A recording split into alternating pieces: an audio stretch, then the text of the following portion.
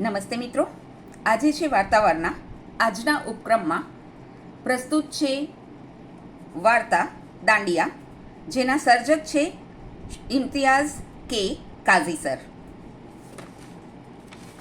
એ પહેલાં સર્જકનો થોડો પરિચય લઈ લઈએ. ઇમ્તિયાઝ કે કાઝી તેઓ શ્રી હાલમાં જૂનાગઢ જિલ્લાના માણાવદર ખાતે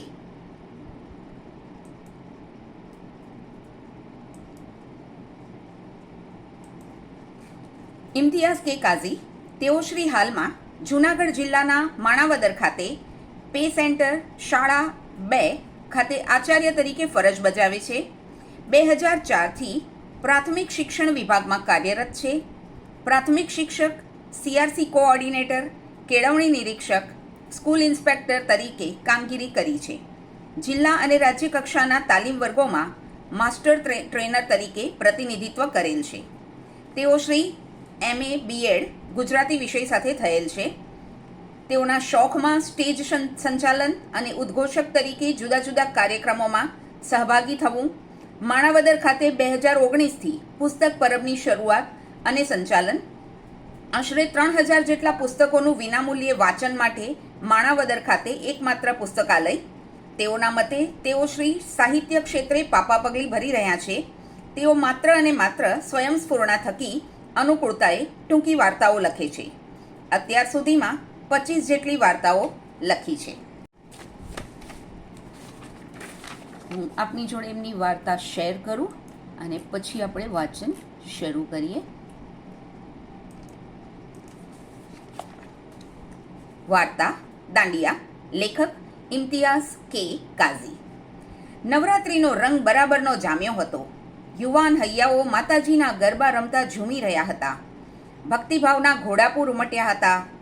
આબાલ વૃદ્ધ સૌ કોઈ પોતપોતાની રીતે તહેવારનો આનંદ લૂંટી રહ્યા હતા. રાત્રે જાણે દિવસ ઉગ્યો હોય એમ રોશનીથી ઝગમગતા ચોક, ઇમારતો અને પાર્ટી પ્લોટ નવવધુ સમ શણગાર સજી શોભામાં અભિવૃદ્ધિ કરતા હતા. એક ખોરડાને મૂકતા આખું ગામ રસ્તા પર જાણે ઉભરાયું હતું. તે ખોરડું એટલે રમઝુ ડોશીનું ઘર.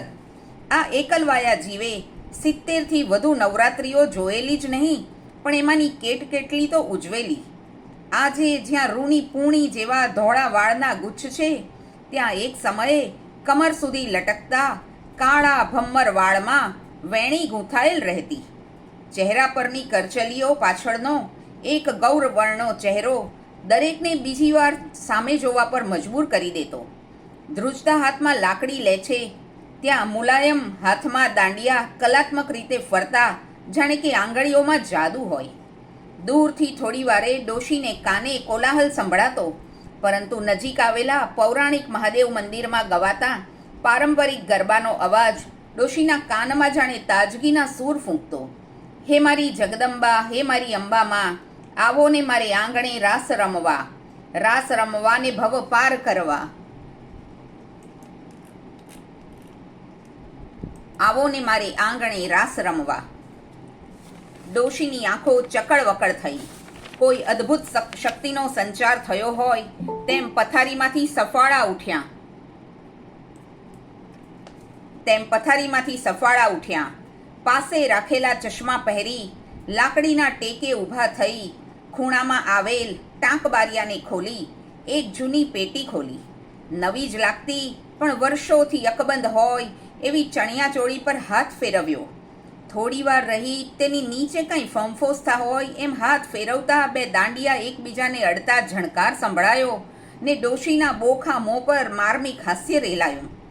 દાંડિયાને સાચવીને ઢોલિયા પર લઈ આવ્યા ને કરચલીવાળા બંને હાથમાં એક એક દાંડિયો લઈ ધ્રુજતા હાથે જ ડોશીએ બંને દાંડિયાને એકબીજા સાથે ટકરાવતા મધુર રણકારમાં વર્ષોની સફર પડભળમાં ખેડીને 22 વર્ષની યુવાન કોડીલી રમઝુના સ્વાંગમાં મહાદેવ મંદિરના પટાંગણમાં નવલી નવરાત્રિને આવકારવા પહોંચી ગયા.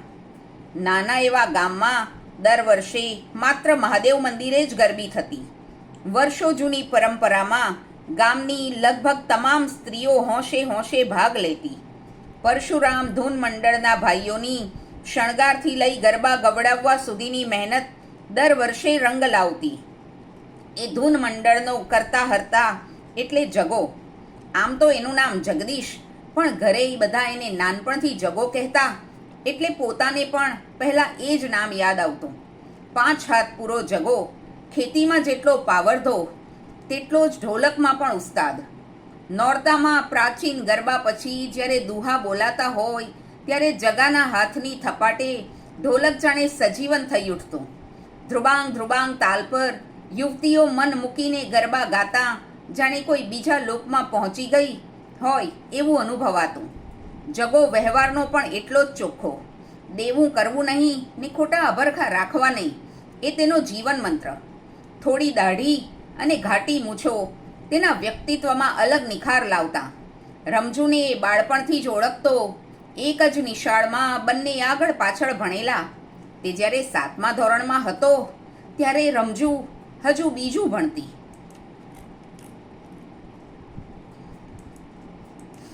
એકવાર બન્યું એવું કે ચોમાસામાં અતિ ભારે વરસાદને કારણે ચાલુ નિશાળે પાણી ભરાઈ જતાં બધા બાળકોને સાચવીને બહાર કઢાયા, પણ રમજુ બહુ ડરી ગયેલી.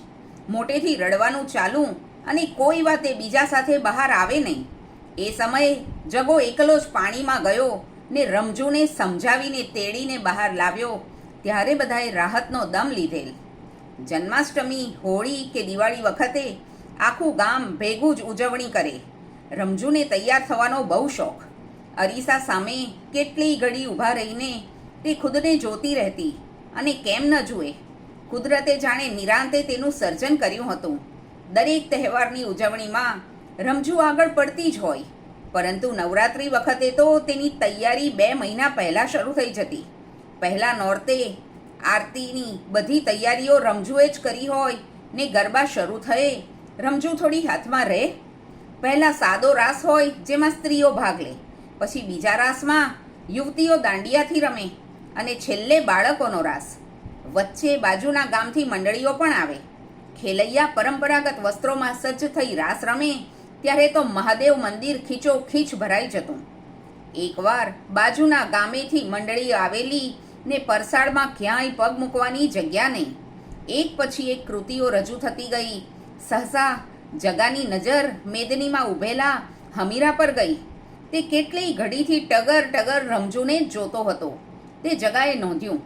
થોડીવાર પછી તે રમજુ બેઠીતી એ તરફ આવ્યો ને રમજુનું ધ્યાન પોતાના તરફ ખેંચાય એ માટે રાસ રમતા ભાઈઓ પર પૈસા ઉડાડવા લાગ્યો. રમજુને ખ્યાલ આવી ગયો હતો કે હમીરો તેને ખરાબ નજરે જુએ છે, પણ તેણે તે તરફ ખાસ ધ્યાન આપ્યું નહીં.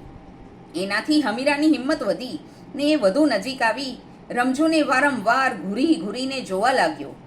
રમજુને શું કરવું એની કંઈ સમજ પડે એ પહેલાં જ હમીરાને પાછળથી કોઈકે ધક્કો માર્યો. તેણે પાછળ ફરીને જોતા જ તેના ગાલ પર એક જોરદાર તમાચો પડ્યો. સામે જગો ઊભો હતો. ઘેરે વળીને ઊભેલા માણસો થોડા દૂર ખસી ગયા. મંડળીએ રાસ વચ્ચે જ રોકી દીધો. આ મંદિર છે ને માના નોરતાના તહેવારમાં તારા જેવા હલકા માણસોનું અહીં કંઈ કામ નથી.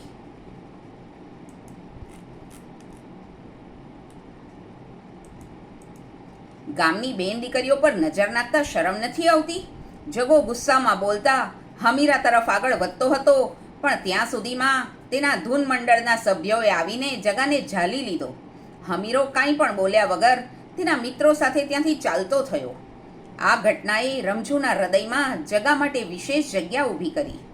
જગાને તે વર્ષોથી ઓળખતી જ. તેના ઢોલકના કરતબનો પણ પોતાને ખ્યાલ હતો, પણ તે રાત્રે જગાની બહાદુરીના તેને દર્શન થતાં જગા પ્રત્યે તેને સહજ આકર્ષણ થયું. નવરાત્રિનું છેલ્લું નોરતું હતું ને એ રાત્રે મોડે સુધી રાસની રમઝટ બોલવાની હતી. રમજુ તૈયાર થઈને અરીસામાં પોતાને નિરખતી જગાને યાદ કરતી હતી. તેને જગા સાથે વાત કરવી હતી, પણ કોઈ બહાનું તો જોઈએ ને.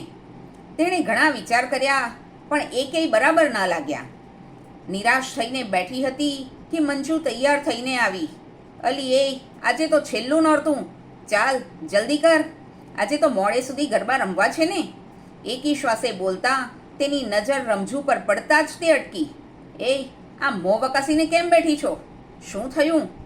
રમજુ પાસે કહેવા કાંઈ શબ્દો નહોતા ને મંજુ તેની આંખોના ભાવ પામી શકે તેવી પાકટ નહોતી, પણ માલદે કાકાએ એ રાત્રે જગાને ઢોલને તાલે પોતાનું સર્વસ્વ અર્પણ કરી દેવા તૈયાર હોય એમ મન મૂકીને ગરબા લેતી રમઝુની આંખોમાં જગા પ્રત્યેનો ભાવ કળી લીધો.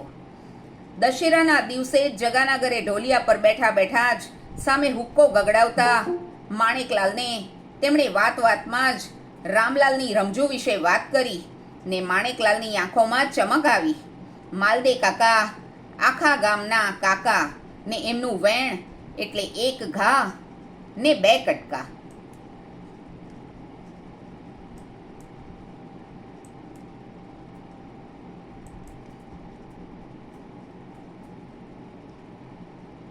એમનું વેણ એટલે એક ઘા ને બે કટકા. રામલાલના ઘરે કહેણ મોકલાયું ને બેય પક્ષે એમણે જ વાત ચલાવી ને ચા પાણી પીવાયા. તે પૂરી રાત રમઝુએ પથારીમાં આંખનું મટકું માર્યા વગર મીઠા સપના જોતા પસાર કરેલી તો જગાએ વહેલી સવારે મહાદેવ મંદિરમાં જઈ અષ્ટાંગ મુદ્રામાં ઝાઝી ઘડી પ્રાર્થના કરેલી.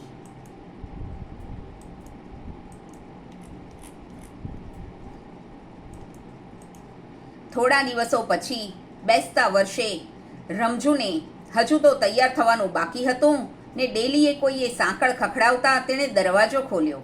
સામે જગાને નવા નક્કોર પહેરણમાં જોતાં જ આવો કહેવાનું પણ ભૂલી ગઈ ને પછી કપડાં ઠીકઠાક કરતા શરમાઈને ઓરડામાં ચાલી ગઈ.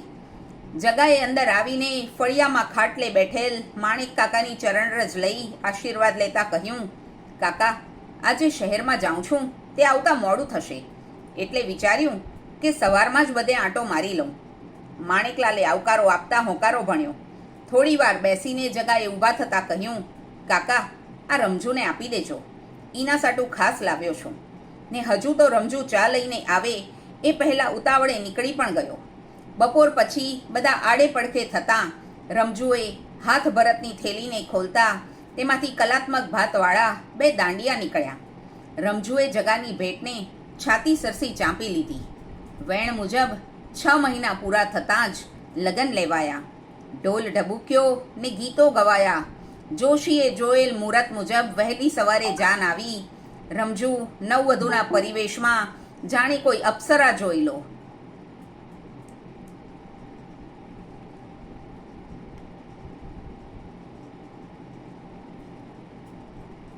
રમઝુ નવવધુના પરિવેશમાં જાણે કોઈ અપ્સરા જોઈ લો. 7 ફેરામાં બંને એકબીજાને ભવોભવનું વચન આપ્યું ને વિદાય ટાણે બોર જેવડા આંસુઓને માણેકલાલે લૂછ્યા ત્યારે તેમની આંખોય ક્યાં કોરી હતી. પહેલી રાત્રે રાહ જોતી રમઝુનું હૃદય જગો આવ્યો ત્યારે એક ધબકારો ચૂકી ગયેલ. જગાએ ઘૂંઘટ ખોલીને રમઝુના કપાળે ચુંબન કર્યું ને તેના આખા શરીરમાં કરંટ ફરી વળ્યો હોય એમ રમઝુએ જગાને કસોકસ બાદ ભીડી લીધી. રમઝુ બસ આમ જ મારી સાથે રહેજે કાયમ, એક થઈને. ઉત્તરમાં રમઝુની આંખના અશ્રુઓ જગાના ખભા પર વહ્યા. તેનાથી એક ડૂસકું લેવાયું ને જગાએ ઢોલિયા પર બેસાડતા ચિંતાભર્યા સ્વરે પૂછ્યું, શું થયું રમી, રડવું કેમ આવ્યું? ઉત્તરમાં રમઝુએ આંસુ લૂછતા કહ્યું, આ તો ખુશીના આંસુ છે. આજથી હું સદાયને માટે તમારી. આ ખોડિયામાં પ્રાણ છે એ તમારા નામે. ને જગાએ હાથમાં સંતાડેલી થેલીમાંથી નવી નક્કોર ચણિયાચોળી રમઝુને આપતા કહ્યું, જો તારા માટે શહેરમાંથી લાવ્યો છું, આ નવરાત્રિએ પહેરજે. ને બંનેના ધીમા સ્વરમાં થતી ચર્ચામાં ઓરડાનો દીવો ક્યારે બુઝાઈ ગયો એની કોઈને તમા ન રહી.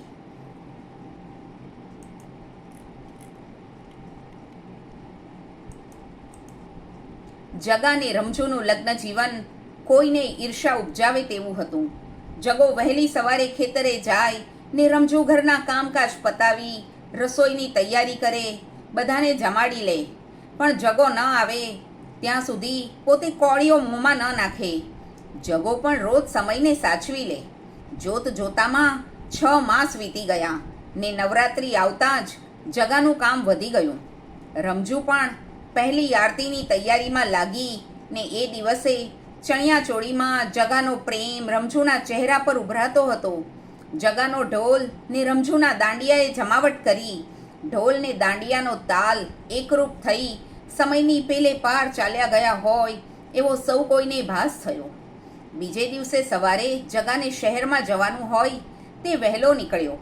આજે આવવામાં મોડું થશે, મારી રાહ ના જોતી, તું જમી લેજે. રમજુને કહેતા જગો ડેલીમાંથી બહાર નીકળી ગયો.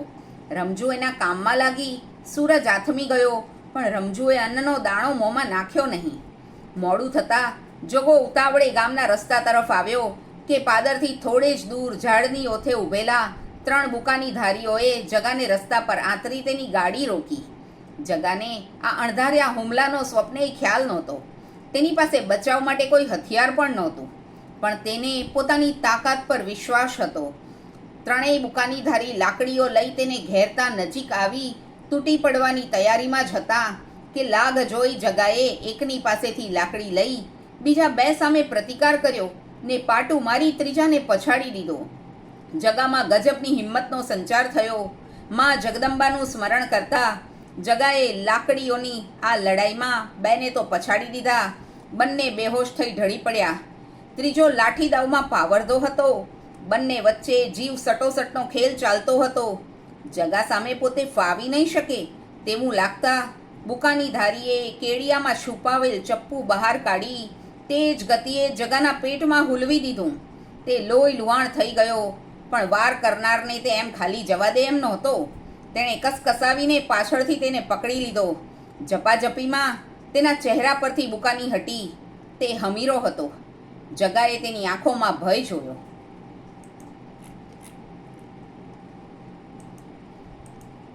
ને વધુ પડતું લોહી વહેવાને કારણે તે બેભાન થઈને ઢળી પડ્યો.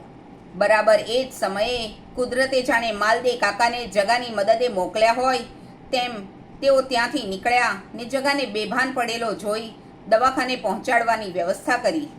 છેક 2 દિવસે જગો ભાનમાં આવ્યો. રમજુ ત્યાં સુધી અન્નનો દાણો મોંમાં મૂક્યા વગર ખડે પગે જગા પાસે ઊભી રહી. તેણે જગા માટે કેટલી માનતાઓ માનેલી. જગાએ પોલીસને ત્રુટક ભાષામાં બયાન આપ્યું. તેને આધારે હમીરાને ઝડપી લેવાયો. 1.5 મહિના પછી જગાને દવાખાનેથી રજા મળી ત્યારે ઘરે આવી રમજુએ સૌથી પહેલાં માતાજીનો દીવો કર્યો. નિરાંતે ઢોલીએ બેઠા બેઠા જગાએ રમજુને છેડતા કહેલું, શું કામ આટલી બધી સેવા ચાકરી કરી મારી? એમ જ પડ્યો રહેવા દીધો હોત તો? જવાબમાં કૃત્રિમ ગુસ્સો કરતી રમજુએ કહ્યું, મરે તમારા દુશ્મન, મને માતાજી પર પૂરી શ્રદ્ધા હતી કે તમને કાંઈ જ નહીં થાય. એ પછી તો દર નવરાત્રિ રમજુને જગો ઉંમરની પરવા કર્યા વિના ઉજવતા. 10 વર્ષ પહેલાં નવરાત્રિના છેલ્લા નોરતે ઢોલ વગાડતા વગાડતા જ જગાના હાથ ઠંડા પડતા ગયા ને તેણે આકસ્મિક વિદાય લીધી. રમજુના સિંદૂરને ચાંદલો ભૂસાયા. તેણે ઈશ્વરની ઈચ્છાને શિરોમાન્ય ગણી. તેના કોઈ ઓરતા બાકી રહ્યા નહોતા. તેનો તેને પોતાને સંતોષ હતો. તે દિવસથી રમજુએ મહાદેવની મંદિરની ગરબીમાં જવાનું બંધ તો કર્યું, પણ પહેલી આરતી ને છેલ્લા દિવસે બાળાઓના ઇનામની વ્યવસ્થા તો રમજુ ડોશી દ્વારા જ થયેલી હોય. મહાદેવ મંદિરની ગરબીનો છેલ્લો રાસ પૂરો થયો. રમજુ ડોશીના હાથમાં દાંડિયા લઈ વર્ષોની સફર પૂરી કરી પાછા ઓરડીમાં વળ્યા. તેમની આંખોમાં તેજ હતું ને ચહેરા પર શાંતિ હતી. ધીમે રહીને તેમણે દાંડિયાની જોડને પડખામાં મૂકી ઢોલિયા પર લંબાવ્યું. બીજા દિવસે મોડે સુધી રમજુ ડોશીનો દરવાજો ખુલ્યો નહીં. આ હતી વાર્તા દાંડિયા. લેખક શ્રી ઇમ્તિયાઝ કે કાઝી.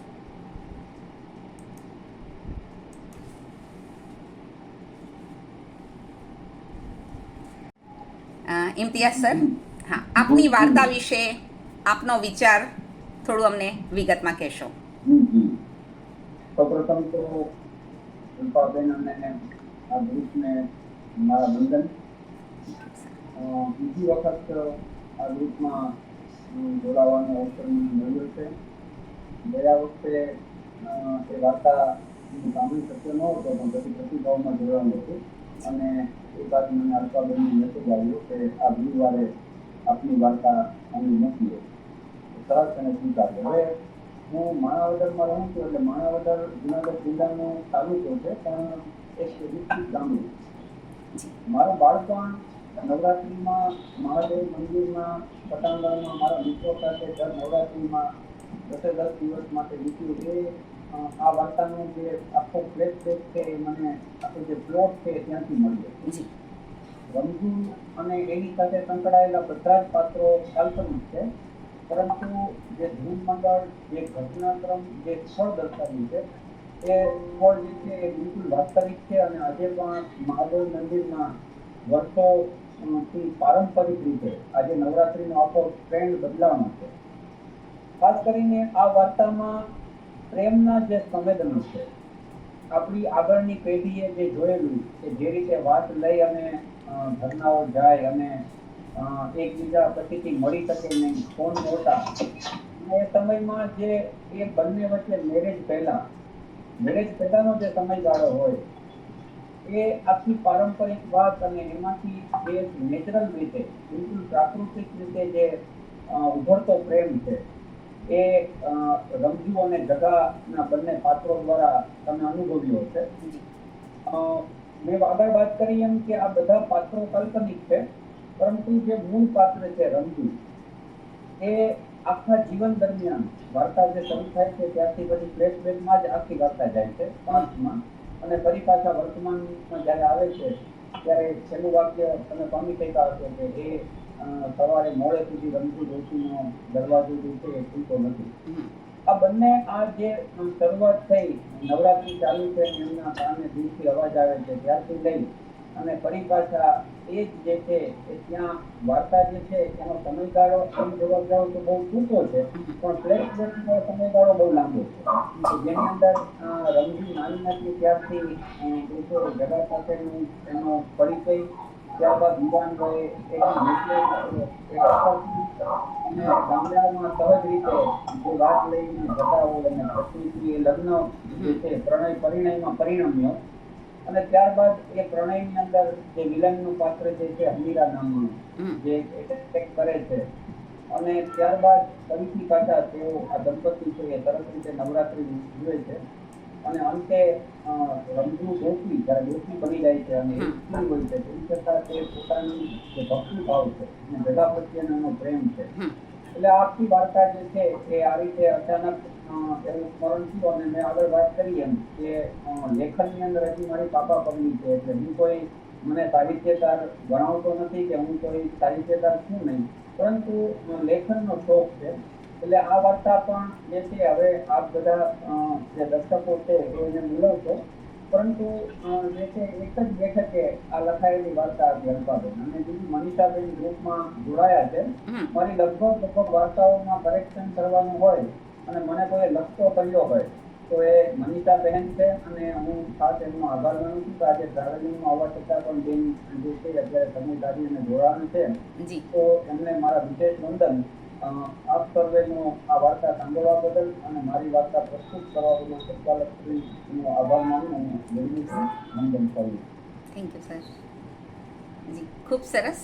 હવે સુષ્માબેન જેઓ ઘણા મોટા લેખિકા છે તેઓને હું કહીશ એમ. ના જી, સાચી વાત છે એ તો સાચી જ છે. જી આપનું મંતવ્ય આપશો. અલ્પાબેન, મોટા નાના સંભળાય છે? હાજી જી સંભળાય છે. હા, મોટા નાના જેવું કઈ નથી, મોટા ના કહેશો. હું તો હજુ પણ શીખું જ છું અને શીખવાનો પ્રોસેસ તો હંમેશા તમે જાણો છો કે ચાલુ જ રહેતો હોય છે. જી જી. સૌ પ્રથમ તો તમને અભિનંદન કે બહુ સ્પષ્ટ રીતે તમે જે શબ્દ બોલો છો, પઠન કરો છો, એ ઘણું સ્પષ્ટ શબ્દો અને સરસ પઠન થાય છે. ઇમ્તિયાઝભાઈએ જે રીતે વાર્તા ખોલી એ રીતે બહુ સરસ વાર્તા, રસપ્રદ હતી. જે રીતનું આલેખન હતું, કેમ કે આ એક પ્રેમ કથા જ છે અને પ્રેમ કથામાં એક હીરો હોય, હિરોઈન હોય, વિલન હોય, એ રીતનું. પણ વાર્તા જેમ જેમ આગળ વધતી ગઈ એટલે દરેક વખતે એવું થતું હતું કે હવે શું થશે, હવે શું થશે. વાર્તાથી ફ્લેશબેકમાં છે એટલે જંકુ દોષી થઈ ગઈ છે એ ખ્યાલ છે, પણ એવું વચ્ચે એવું પણ થયું કે કદાચ જગો મરી જશે કે પેલો જે હમીરો છે એ અટેક કરે છે, એ મારી નાખશે. એટલે હવે શું થશે એ એક સમગ્ર વાર્તા દરમિયાન એ અનુભવાયું. એટલે એ વાર્તા રસપ્રદ બની અને આલેખન સરસ હતું. એટલે જે આમ નજર સામે ચિત્ર પણ ખડું થયું કે આમાં થયું, ઢોલ વાગ્યા અને રાસ રમાયા, ગરબા રમાયા, કે જે રીતે એને થેલી પાછળ છુપાવી રાખી હતી એમાંથી ચણિયા ચોળી આપ્યા. એટલે એ ખૂબ સુંદર જે રીતે વર્ણવ્યું એ નજર સામે ચિત્ર ખડું થયું. એના માટે ઇમ્તિયાઝભાઈને અભિનંદન. અને ખરેખર આ રીતે લખતા રહો, આગળ વધતા રહો. બસ સરસ વાર્તા હતી, સાંભળવાની મજા આવી. Thank you Sushmaji. ઉર્મિલાજી, ઉર્મિલાજી આપનું માઇક ઓન કરશો? હાજી, મંતવ્ય આપશો જી. હા, વાર્તા સારી હતી. એટલે એમણે પહેલા જ સ્પષ્ટતા કરી કે એ માણાવદરમાં રહે છે અને એટલે એના માહોલમાં જ લખાયેલી હોય. એક નાના ટાઉનમાં જે પ્રેમ કથા વિકસતી હોય અને એ જે રીતે આગળ વધતી હોય છે ને એમાં જ્યારે પાત્રો ભેગા થાય છે, છૂટા થાય છે અને પાછા ભેગા થાય છે, એ બધી વસ્તુ બહુ સરસ રીતે હતી. એટલે એક પ્રેમ કથા એકદમ સરસ આનંદ આપે એવી એક પ્રેમ કથા નાના ટાઉનની જે હતી એ સાંભળવાનું ખૂબ ગમ્યું. Thank you. જી જી, ખૂબ ખૂબ આભાર આપનો પણ. ઉર્મિલાજી પણ સારા એવા ગજાના લેખિકા છે. Thank you. અચ્છા, હવે મનીષાબેન આપ જોડાયેલા હોય તો તેઓ પ્રવાસમાં છે એટલે આપણે એમનું મંતવ્ય લઈ લઈએ. ગમે ત્યારે કનેક્શન છૂટી જાય તો તકલીફ થશે. મનીષાબેન. હેમાલીજી. હેલો, જી. કેમ છો બધા? બસ હું જરાક 10 મિનિટ મોડી જોઈન થઈ હાજી. લગભગ, પણ મેં મોટા ભાગની વાર્તા સાંભળી.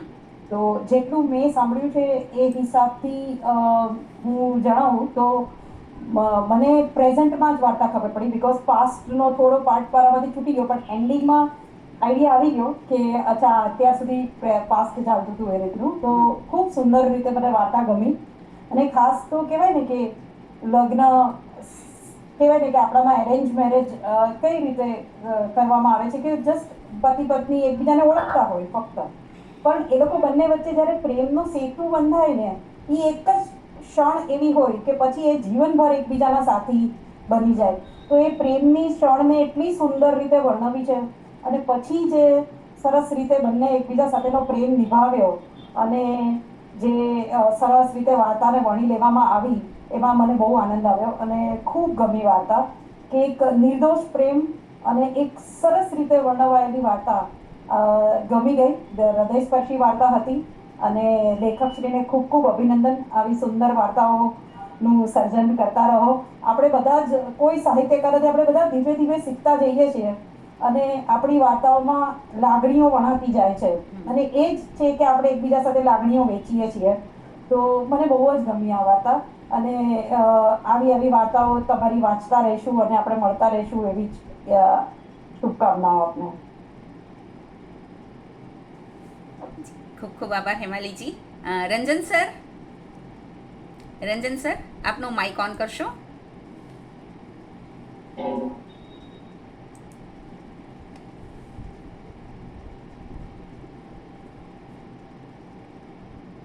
હા, માઇક ઓન કરજો સર. માઇક ઓફ છે તમારું.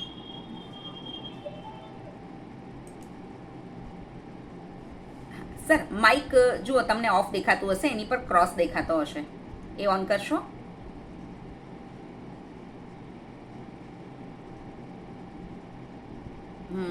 રંજન સર માઇક હજુ ઓફ છે આપનું. જો માઇકનો સિમ્બોલ છે ને એની પર ક્રોસ દેખાતું હશે આપને.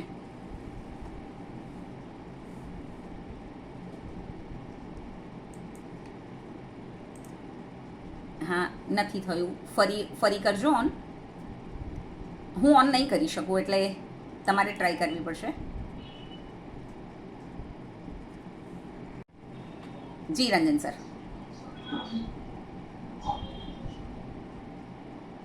હવે બોલશો. હા જી, હવે સંભળાય છે. જી જી. જય શ્રી કૃષ્ણ. આજે જય શ્રી કૃષ્ણ. વિશ્વ પુસ્તક થઈને આજે આવી સરસ વાર્તા સાંભળવા મળી. તો કે હું 5-7 મિનિટ મોડો પડ્યો એટલે મને બરાબર શરૂઆતનો ખ્યાલ ના આવ્યો. જી. પાછળથી ખ્યાલ આવે કે જે બે લોકો કોઈક બીજાને ચાહતા હતા અને એ લોકોને એમના મેરેજ બી એમના વડીલોએ કરી આપે અને બહેને એકબીજાનો પ્રેમ પણ ઠેક સુધી અટૂટ રહ્યો અને એકબીજા માટે જીવતા હોય એ રીતનું આખું જે વર્ણન હતું એ ખૂબ સરસ હતું અને વાર્તા ખૂબ ગમી. ખરેખર વાર્તાનું પઠન બી ખૂબ સરસ હતું ને આજના દિવસ શુભ દિવસે આવી સરસ વાર્તા વાંચવા વંચાઈને સાંભળવા મળે એ બધો ખૂબ ખૂબ આભાર. બીજો મારો ઓપિનિયન હું રેકોર્ડ કરીને મોકલી આપીશ. ચોક્કસ સર, ચોક્કસ. આમાં બરાબર નથી ખ્યાલ આવતો મને હજુ. હાજી હાજી, હું વાર્તા મૂકું એટલે તમે આપજો આપનું હાજી, મંતવ્ય. જરૂર જરૂર જરૂર. ખૂબ ખૂબ આભાર સર. હાજી, સુનીતા આપનો ખૂબ આભાર. જી, સુનીતાજી.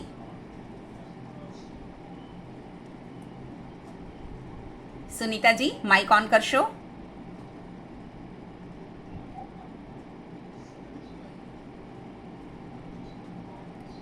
સુનીતાજી. જય શ્રી કૃષ્ણ. જય શ્રી કૃષ્ણ.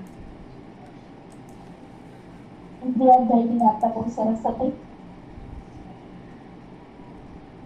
થોડુંક ગ્રામીણ ભાષા એ પ્રમાણે ગ્રામીણ નામ બી લીધા હતા અને તેમનું જે ભાષા શૈલી હતી એ ખરેખર સુંદર હતી. એમ કહીએ તો ચાલે કે પહેલેનો જે આપણા સમયનો એક વિવાહ પદ્ધત હતી એ પ્રમાણે અરેન્જ મેરેજ કર્યા અને પ્રેમ આગળ વધ્યો. નાની નાની ગિફ્ટમાં જે ખુશી થઈ, દાંડિયા, ચણિયા ચોળી, એ બધું ખરેખર ઘણું સરસ રીતે વર્ણવ્યું છે. જેમ જેમ વાર્તા સાંભળતા જતા હતા તેમ તેમ એવું લાગતું હતું કે હવે આગળ શું આવશે, આગળ શું આવશે. અને જેને પહેલેથી દાંડિયા રમવાનો શોખ હોય એ વ્યક્તિની ઉંમર વધતી જાય તો પણ એનો શોખ જતો નથી. એ મસ્ત રીતે રમે છે અને રમાડી દે છે બધાને. ખરેખર વાર્તા સાંભળવાની, માનવાની બહુ મજા આવી. પઠન નું તો કેવું જ ન પડે. અમે હરેક વખતે સાંભળી છે એટલે પઠન તો અદભુત હોય છે. સુંદર, અતિ સુંદર વાર્તા. આવી જ નવી નવી વાર્તાઓ મળતી રહે સાંભળવા. અને લેખક શ્રીને ખૂબ ખૂબ અભિનંદન. સફળ વાર્તા, સરસ વાર્તા આજના ગુરુ પુષ્યામૃતના યોગ પર સાંભળવા મળ્યું એનો વિશેષ આનંદ છે. ધન્યવાદ. થેન્ક યુ સુનીતાજી. ઈશિતાજી. હેલો. જી, હા, ગુડ ઇવનિંગ. Good evening. સૌપ્રથમ તો સર્જક પરિચયમાં તમે ઇમ્તિયાઝભાઈનું કીધું કે તેઓ માણાવદરમાં પુસ્તક પરબ ચલાવે છે અને 3000 જેટલા પુસ્તકો એમણે વાંચવા માટે પણ આપેલા છે. એટલે વાર્તા પહેલા તો સૌપ્રથમ તેમને ધન્યવાદ કે આજના પુસ્તક દિનને આજે વિશ્વ પુસ્તક દિન છે એટલે સૌને આવું જ્ઞાનનું ભરપૂર પીરસતા રહે છે. એટલે ખરેખર અમને ખૂબ આનંદ થાય કે ખરેખર આજનો પુસ્તક દિવસ અમારો સાર્થક. કે એક પ્રેરણાત્મક સ્ટોરી, એક પ્રેરણાત્મક વ્યક્તિત્વ કહેવાય કે કોઈને વાંચતા કરવું ને, કોઈને પુસ્તક સાથે કોઈની જ્ઞાન પીપાસાને સંતોષવી ને, એ પણ એક પ્રકારની સેવા જ છે. એટલે આ સેવા યજ્ઞ ચલાવો છો એ બદલ સર આપનો આભાર. ગાંધીજી એવું કહેતા હતા કે સામાન્ય પોષીઓ સમજી શકે ને તેવી ભાષામાં લખાયેલું સાહિત્ય શ્રેષ્ઠ સાહિત્ય ગણાય. એટલે આ વાર્તાનું શ્રેષ્ઠ એટલા માટે ગણાય કે એમાં કોઈ વિશિષ્ટ શબ્દો કે ભારે શબ્દો, કોઈ એવી લેખન મીન્સ કે એવા કોઈ ભારેખમ શબ્દોના પ્રયોગ વિના સાદી, સરળ અને સામાન્ય વ્યક્તિ પણ સમજી શકે ને એવી ભાષામાં આખી વાર્તા લખેલી છે. એટલે મને વાર્તાની શૈલી અને એના શબ્દો વિશેષ ગમ્યા. અને એક સફળ દાંપત્ય જીવન, સુખી લગ્ન જીવન કોને કહેવાય એ આ વાર્તા પરથી આપણે શીખી શકીએ. ફ્લેશબેક ટેકનિકથી લખાયેલી આ વાર્તા આમ તો આપણને આપણી આગળ જ જાણે કોઈ દ્રશ્ય ભજવાતું હોય ને એવું લાગતું હતું. એ જે રીતે હુમલો કરે છે હમીરા અને જે રીતે થાય છે આમ એક કસાકસીનો ખેલ આવી જાય છે ત્યારે મારી આગળ પોતે આમ મીન્સ આપણા આંખો આગળ મનોચક્ષુ આગળ એ દ્રશ્ય જાણે ભજવાતું હોય ને એવું લાગે. એટલે સરળ ભાષામાં પણ કોઈ પણ વાર્તા હૃદય સ્પર્શી નીવડી શકે. ખાલી એમાં લાગણી અને સાચી હકીકત થોડી આ પોતાની સંવેદના કલ્પના શક્તિ ઉમેરીએ તો સામેવાળાને સ્પર્શી શકે. પછી ભાષા સામાન્ય વ્યક્તિની સ્પર્શી હોય કે પછી નાનું બાળક સમજી શકે તેવી હોય છતાં પણ હૃદય સ્પર્શી બની રહે એવું મને લાગ્યું. એટલે મને વાર્તા પણ બહુ ગમી. શીર્ષક પણ સરસ લાગ્યું કે દાંડિયા બરોબર છે ભાઈ, જુવાનીમાં મળેલા દાંડિયા એમ સુધી સાથે રહે છે અને પોતાની સાથે લઈને જે અનંતની સફરે નીકળી પડે છે. એટલે કંઈક સાચો પ્રેમ અને સાચા પ્રેમમાં મળેલી ભેટ બક્ષિસ એ પણ યાદગાર રહે છે એવું જણાવ્યું. એટલે વાર્તા ખૂબ ગમી. ઇમ્તિયાઝ સર આપને ખૂબ ખૂબ ધન્યવાદ. સાથે સાથે આવા પુસ્તક એમના ચલાવતા રહો તેવી પણ શુભકામના. Thank you to all. જય શ્રી કૃષ્ણ. શુભરાત્રી. શુભરાત્રી. જય શ્રી કૃષ્ણ. જી ઇમ્તિયાઝ સર, આપની વાર્તા તો ખૂબ જ સુંદર હતી અને જેમ બધાએ કહ્યું એ રીતે સરળ શબ્દો હોવા છતાં વણાટ બહુ ફાઇન હતું. એટલે એ વણાટને લીધે ઉત્કંઠા પણ જળવાઈ રહે અને દરેકની સમજણમાં આવે. એવું ના થાય કે બીજી વાર ત્રીજી વાર વાંચીશું તો જ સમજાશે. એટલે પેલું રોકેટ સાયન્સ ના બની જાય પણ ખરેખર. અલ્પાબેન, એક વાત એમાં ઉમેરી. હા. લગભગ મારી બધી વાર્તાઓમાં મેં ક્યાંક જાણી જોઈને પણ બિલકુલ જે બોલચાલની ભાષા હોય, હા, જેમ બેને હમણાં છેલ્લે ઉલ્લેખ કર્યો, જી. એની મૂળ વાત એ જ છે કારણ કે ઘણી વખત મેં પોતે બહુ ભારે પણ શબ્દો જે છે જેનો અર્થ જ આપણને ખબર ના હોય. એટલે જ્યાં સુધી અર્થ નિષ્પન્ન ન થાય ત્યાં સુધી જે લેખક કહેવા માંગે છે એ વાચકના ચિત્ત પર જે છે એ પહોંચે નહીં. એટલે એક વાત બિલકુલ એ હવે મારી કદાચ એ શૈલી પણ હોય કે જેટલા બને એટલા સરળ શબ્દો જેથી કરી અને તરત જ આમ પેલો પીવો હોય જેમ તરત ઉતરી જાય એ રીતે વાર્તા પણ પચી જાય. એ એક વાત જે છે ઉમેરી. અને આપ બધાએ જે રીતે મારી વાર્તાને મૂલવી અને ખાસ કરી અને મને જે પ્રેરણા મળી કારણ કે આ મંચ જે છે એવો છે. મને એવું લાગ્યું કે આની દરેકની ક્રમશઃ વાર્તાઓ આવે એટલે દરેક અઠવાડિયે જુદી જુદી વાર્તાઓ પણ આપણે પામી શકીએ. અને આપણી જે આખી શૈલી છે ભાષાની શૈલી એટલે એ પણ એ કાબિલે તારીફ છે કે જેનાથી જે છે એ આખું દ્રષ્ટાંગમ જે છે એ આખું નજર શરૂ થઈ જાય કે કોઈ પણ વાર્તા આવે. એટલે ફરીથી પુનઃ આપ સર્વેનો હું ખૂબ ખૂબ આભારી છું. જી અલ્પા. તો બસ આ જ રીતે વાર્તાઓ લઈએ છે અને આજ સુધી મોટાભાગે જેની પણ પાસે મેં વાર્તા માંગી છે એ લેખકે મને બહુ ખુશીથી આપી છે. અને ભલે અહીંયા 100-150 લોકો ભેગા નથી થતા પણ જેટલા પણ ભેગા થાય છે એ મનથી ભેગા થાય છે. પોતાનો થોડો સમય કાઢીને આવે છે કે દરેક વ્યક્તિ આમ જોઈએ તો આપણે અઠવાડિયાના 7 દિવસ બિઝી હોઈએ છીએ. એવો કોઈ સમય નથી હોતો કે ચલો આપણે સાવ ફ્રી હોઈએ પણ એમાંથી વાર્તા સાંભળવા અને એની પર ચર્ચા કરવા ભેગા થઈએ છીએ. હું પણ ક્યાંય પણ હોઉં તો દોડીને 9 વાગે ઘરે પહોંચી જાઉં છું. એટલે વાર્તાનું પઠન એક એટમોસ્ફિયર ક્રિએટ કરી શકાય. મને પોતાને મજા આવે છે. મેઇન વસ્તુ મને વાંચવાની મજા આવે છે એટલે મેં એને સાર્વજનિક કર્યું કે આપણે બધા ભેગા થઈને વાંચીએ, સાંભળીએ, માણીએ. તો મારા હિસાબે તો ઘણો સારો પ્રતિસાદ છે કે એક આત્મીયતા બંધાઈ ગઈ છે કે આટલા લોકો તો હોય જ તો બધાની જોડે વહેંચાય. અને તમારો આઈડિયા જે ઈશિતાબેને કહ્યું મને પણ પોતાને બહુ ગમ્યો. પુસ્તકોનો જે યજ્ઞ ચલાવો છો ખરેખર ખૂબ જ સારી વસ્તુ છે. હું ગ્રુપમાં જે સ્પર્ધાઓ કરું છું મારા સંવેદનો મારી કલમે, આ એનું જ પેટા ગ્રુપ છે આજે છે વાર્તાવાર. તો એમાં જે સ્પર્ધાઓ કરીએ છીએ એમાં હું ઇનામ તરીકે પુસ્તકો જ મોકલું છું. કે ટ્રોફી નથી મોકલતી, સર્ટિફિકેટો છપાવીને નથી મોકલતી કે બીજી કોઈ ગિફ્ટ પણ નથી મોકલતી. પુસ્તકો જ મોકલું છું. અને આપણા જે 2-3 વેન્ડર્સ છે જેઓ ઓનલાઈન પુસ્તક મસ્ત પેક કરીને મોકલે છે એટલે મારે ખાલી ચયન કરીને એડ્રેસ આપી દેવાના એટલે ત્યાં પહોંચી જાય છે.